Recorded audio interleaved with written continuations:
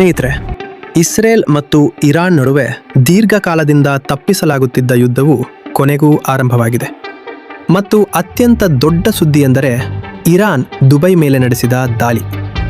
ಜೊತೆಗೆ ತಡರಾತ್ರಿ ಒಂದು ಸುದ್ದಿ ಬಂದಿದ್ದು, ಇಸ್ರೇಲ್ನ ಹಿರಿಯ ಅಧಿಕಾರಿಯೊಬ್ಬರು ಇಸ್ರೇಲಿ ಮಾಧ್ಯಮಗಳಿಗೆ ಹೇಳಿರುವಂತೆ ಇರಾನ್ನ ಸುಪ್ರೀಂ ಲೀಡರ್ ಆಯತೊಲ್ಲಾ ಖಮೇನಿಯವರನ್ನು ಕೊಲ್ಲಲಾಗಿದೆ ಮತ್ತು ಅವರ ದೇಹವನ್ನು ಅವಶೇಷಗಳಿಂದ ಹೊರತೆಗೆಯಲಾಗಿದೆ ಎಂದು ವರದಿಗಳಾಗಿವೆ. ಇಸ್ರೇಲ್ ಬಳಿ ಖಮೇನಿಯವರ ಮೃತದೇಹದ ಸ್ಪಷ್ಟವಾದ ವಿಡಿಯೋ ಇದೆ ಮತ್ತು ಭವಿಷ್ಯದಲ್ಲಿ ಅದನ್ನು ಸಾರ್ವಜನಿಕಗೊಳಿಸುವ ನಿರ್ಧಾರವನ್ನು ತೆಗೆದುಕೊಳ್ಳಬಹುದು ಎಂದು ಹೇಳಲಾಗಿದೆ. ಇಸ್ರೇಲ್ ಮತ್ತು ಅಮೆರಿಕ ಸರ್ಕಾರಗಳು ಕೂಡ ಇರಾನ್ನ ಸುಪ್ರೀಂ ಲೀಡರ್ ಆಯತೊಲ್ಲಾ ಖಮೇನಿ ಮೃತಪಟ್ಟಿದ್ದಾರೆ ಎಂದು ದೃಢಪಡಿಸಿವೆ. ಇಸ್ರೇಲ್ ಈ ಘೋಷಣೆ ಮಾಡಿದ ನಂತರ ನಿಧಾನವಾಗಿ ವಿಶ್ವದ ಎಲ್ಲಾ ಮಾಧ್ಯಮಗಳು ಕೂಡ ಖಮೇನಿಯವರನ್ನು ಕೊಲ್ಲಲಾಗಿದೆ ಎಂದು ಸುದ್ದಿ ಹರಡಿದವು. ಟ್ರಂಪ್ ಕೂಡ ಸಾಮಾಜಿಕ ಜಾಲತಾಣದಲ್ಲಿ ಖಮೇನಿ ಬಗ್ಗೆ ದೀರ್ಘ ಪೋಸ್ಟ್ ಬರೆದಿದ್ದಾರೆ. ಅದರಲ್ಲಿ ಡೊನಾಲ್ಡ್ ಟ್ರಂಪ್ ಅವರು ಇತಿಹಾಸದ ಅತ್ಯಂತ ಕೆಟ್ಟ ವ್ಯಕ್ತಿಗಳಲ್ಲಿ ಒಬ್ಬನ ಅಂತ್ಯವಾಗಿದೆ ಎಂದು ಪೋಸ್ಟ್ ಮಾಡಿದ್ದಾರೆ. ಮಾರ್ಚ್ 1ರ ಬೆಳಿಗ್ಗೆ ಹೊತ್ತಿಗೆ ಇರಾನ್ ಕೂಡ ಅಧಿಕೃತವಾಗಿ ನಮ್ಮ ಸುಪ್ರೀಂ ಲೀಡರ್ ಶಹೀದರಾಗಿದ್ದಾರೆ ಎಂದು ದೃಢಪಡಿಸಿದೆ.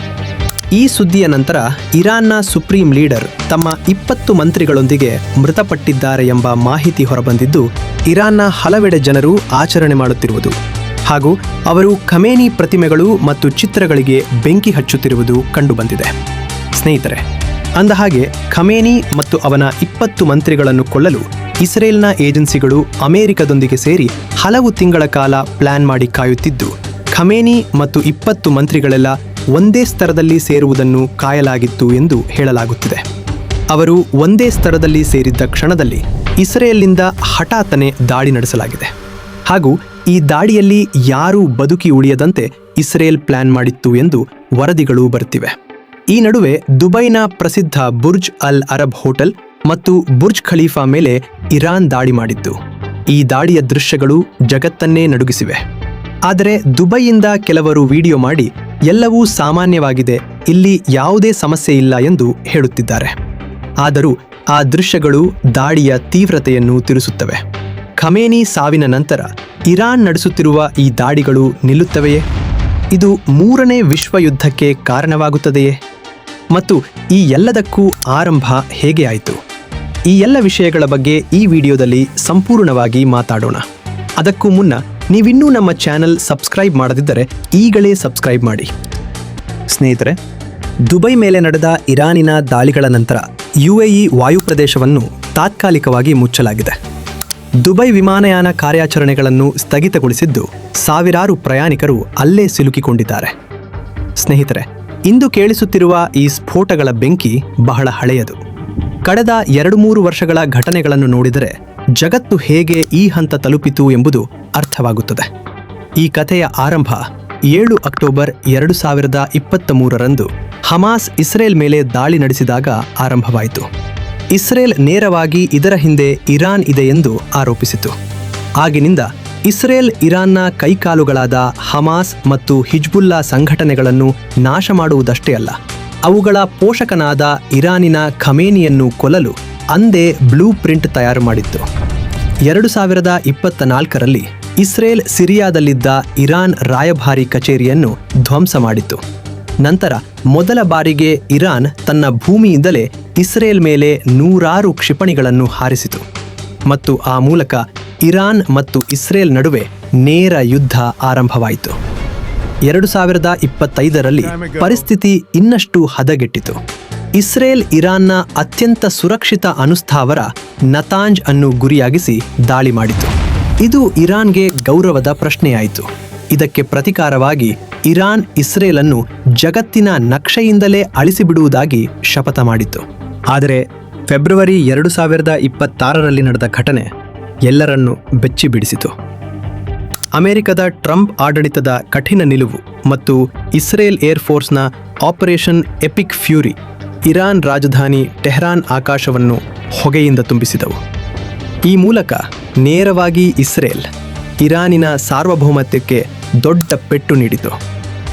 ಈಗ ಇದು ಕೇವಲ ಗಡಿಭಾಗದ ಯುದ್ಧವಲ್ಲ, ಸಂಪೂರ್ಣ ಯುದ್ಧವಾಗಿ ಮಾರ್ಪಟ್ಟಿದೆ. ಇಸ್ರೇಲ್ ಹೇಳುವಂತೆ ಇರಾನ್ ಅಣುಬಾಂಬ್ ತಯಾರಿಸುವುದನ್ನು ತಡೆಯಲು ತಾನು ಯಾವ ಮಟ್ಟಕ್ಕೂ ಹೋಗಲು ಸಿದ್ಧ ಎಂದು ಅದು ಈಗಾಗಲೇ ಸ್ಪಷ್ಟಪಡಿಸಿದೆ. ಈ ದಾಳಿಗಳಲ್ಲಿ ಇರಾನ್ನ ರಕ್ಷಣಾ ಸಚಿವ ಮತ್ತು IRGC ಕಮಾಂಡರ್ ಕೂಡ ಸಾವನ್ನಪ್ಪಿದ್ದಾರೆ ಎಂದು ಹೇಳಲಾಗಿದೆ.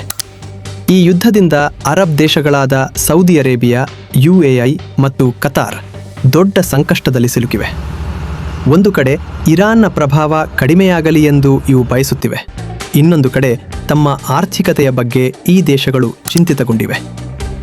ಅಮೆರಿಕಾಗೆ ತಮ್ಮ ದೇಶದಲ್ಲಿ ಸೇನಾ ನೆಲೆ ನೀಡಿದ್ದಕ್ಕೆ ಇರಾನ್ ಪ್ರತೀಕಾರವಾಗಿ ಅವರ ತೈಲ ಕ್ಷೇತ್ರಗಳು ಮತ್ತು ರಿಫೈನರಿಗಳ ಮೇಲೆ ದಾಳಿ ಮಾಡಿದರೆ ಅವರ ಸಂಪೂರ್ಣ ಅಭಿವೃದ್ಧಿ ಹಾನಿಯಾಗಬಹುದು ಎಂದು ಎಲ್ಲ ಅರಬ್ ದೇಶಗಳು ಚಿಂತೆಗೆ ಒಳಗಾಗಿವೆ. ಯಾಕೆಂದರೆ ದುಬೈ ಮೇಲೆ ನಡೆದ ದಾಳಿಯಿಂದ ಈಗಾಗಲೇ UAE ಪ್ರವಾಸೋದ್ಯಮ ಮತ್ತು ವ್ಯಾಪಾರಕ್ಕೆ ಭಾರೀ ಹೊಡೆತ ಬಿದ್ದಿದೆ. ಜಗತ್ತಿನ ಅತಿ ಬ್ಯುಸಿ ವಿಮಾನ ನಿಲ್ದಾಣಗಳಲ್ಲಿ ಒಂದಾದ ದುಬೈ ವಿಮಾನ ನಿಲ್ದಾಣ ಮುಚ್ಚಲ್ಪಟ್ಟಿರುವುದು ಜಗತ್ತಿನ ಪ್ರಯಾಣ ವ್ಯವಸ್ಥೆಗೆ ದೊಡ್ಡ ಆಘಾತ ನೀಡಿದಂತಾಗಿದೆ. ಲಕ್ಷಾಂತರ ಜನರು ಯುದ್ಧದ ಮಧ್ಯದಲ್ಲಿ ಸಿಲುಕುವ ಸಾಧ್ಯತೆ ಇದೆ ಮತ್ತು ಔಷಧಿ, ತಂತ್ರಜ್ಞಾನ ಸಾಮಗ್ರಿಗಳ ಸಾಗಣೆ ಕೂಡ ಸ್ಥಗಿತವಾಗಬಹುದು ಎಂದು ತಜ್ಞರು ಹೇಳುತ್ತಿದ್ದಾರೆ. ಇದರ ನಡುವೆ ಪಾಕಿಸ್ತಾನ ಸಂಕಷ್ಟದಲ್ಲಿದೆ. ಅಮೆರಿಕ ಮತ್ತು ಇಸ್ರೇಲ್ ಡ್ರೋನ್ಗಳು ಪಾಕಿಸ್ತಾನದ ಏರ್ಬೇಸ್ಗಳಿಂದ ಹಾರುತ್ತಿವೆ ಎಂಬ ಮಾತುಗಳು ಹರಿದಾಡುತ್ತಿವೆ. ಆದರೆ ಪಾಕಿಸ್ತಾನ ಇದನ್ನು ನಿರಾಕರಿಸಿದೆ. ಒಂದು ಕಡೆ ಇರಾನ್ ಜೊತೆ ಗಡಿ, ಮತ್ತೊಂದು ಕಡೆ ಅಮೆರಿಕ ಮೇಲಿನ ಅವಲಂಬನೆ.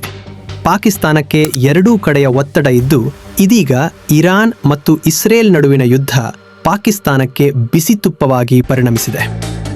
ಸ್ನೇಹಿತರೆ, ಇದೀಗ ಪ್ರಪಂಚದ ಮುಂದಿರುವ ದೊಡ್ಡ ಪ್ರಶ್ನೆ: ಇರಾನ್ ಎಷ್ಟು ಕಾಲ ಇಸ್ರೇಲ್ ಮತ್ತು ಅಮೆರಿಕ ದಾಳಿಗಳನ್ನು ತಡೆಯಬಹುದು? ಇರಾನ್ ಸಣ್ಣ ದೇಶವಲ್ಲ. ಸಾವಿರಾರು ಬ್ಯಾಲಿಸ್ಟಿಕ್ ಕ್ಷಿಪಣಿಗಳು, ಪ್ರಾಕ್ಸಿ ಯುದ್ಧ ಸಾಮರ್ಥ್ಯ. ಲೆಬನಾನ್, ಯಮನ್, ಇರಾಕ್ ಮತ್ತು ಸಿರಿಯಾದಲ್ಲಿ ಅದರ ಪ್ರಭಾವ ಸಾಕಷ್ಟು ಇದೆ. ಆದರೆ ಇರಾನಿನಲ್ಲೇ ಆರ್ಥಿಕ ಸಂಕಷ್ಟ ಮತ್ತು ಖಮೇನಿ ಆಡಳಿತದ ವಿರುದ್ಧ ಜನರ ಅಸಮಾಧಾನ ಇರಾನ್ ಸಂಕಷ್ಟಗಳನ್ನು ಮತ್ತಷ್ಟು ಹೆಚ್ಚಿಸುತ್ತಿವೆ. ಇನ್ನೊಂದು ಮಹತ್ವವಾದ ಪ್ರಶ್ನೆ ಏನೆಂದರೆ, ಇದು ಮೂರನೇ ವಿಶ್ವಯುದ್ಧದ ಸೂಚನೆಯೇ ಎಂಬುದು. ಸ್ನೇಹಿತರೆ, ನಿಮಗೆ ಗೊತ್ತಿರಲಿ, ದೊಡ್ಡ ಶಕ್ತಿಗಳು ನೇರವಾಗಿ ಎದುರಾದಾಗ ಮಾತ್ರ ವಿಶ್ವಯುದ್ಧ ಸಂಭವಿಸುತ್ತದೆ. ಸದ್ಯ ಇದು ಇಸ್ರೇಲ್, ಅಮೆರಿಕ ಮತ್ತು ಇರಾನ್ ನಡುವಿನ ಸಂಘರ್ಷ ಅಷ್ಟೇ. ಒಂದು ವೇಳೆ ಈ ಸಂದರ್ಭದಲ್ಲಿ ಇರಾನ್ ಪರವಾಗಿ ರಷ್ಯಾ ಮತ್ತು ಚೀನಾ ನೇರವಾಗಿ ಯುದ್ಧದಲ್ಲಿ ಭಾಗಿಯಾದರೆ ಮೂರನೇ ವಿಶ್ವಯುದ್ಧವನ್ನು ತಡೆಯುವುದು ಯಾರಿಂದಲೂ ಸಾಧ್ಯವಿಲ್ಲ. ಇಂದು ಜಗತ್ತು ಒಂದು ಮ್ಯಾಚ್ ಸ್ಟಿಕ್ ಮೇಲೆ ಕುಳಿತಂತಾಗಿದೆ. ಯಾವ ಕ್ಷಣದಲ್ಲಾದರೂ ಬೆಂಕಿ ಹೊತ್ತಿಕೊಳ್ಳಬಹುದು.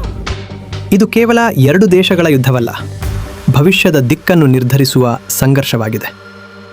ಇಂಟರ್ನೆಟ್ ಮತ್ತು ಸೋಷಿಯಲ್ ಮೀಡಿಯಾದಲ್ಲಿರುವ ಈ ಎಲ್ಲ ಸುದ್ದಿಗಳನ್ನು ನೋಡಿ ನಿಮಗೆ ಏನು ಅನಿಸುತ್ತದೆ? ದುಬೈ ದಾಳಿಗಳ ದೃಶ್ಯಗಳನ್ನು ನೋಡಿ ನಿಮ್ಮ ಪ್ರತಿಕ್ರಿಯೆ ಏನು? ಕಾಮೆಂಟ್ ಮಾಡಿ ತಿಳಿಸಿ. ಚಾನಲನ್ನು ಸಬ್ಸ್ಕ್ರೈಬ್ ಮಾಡುವುದು ಮರೆಯಬೇಡಿ. ಮತ್ತೆ ಭೇಟಿಯಾಗೋಣ. ಧನ್ಯವಾದಗಳು. ಜೈ ಹಿಂದ್.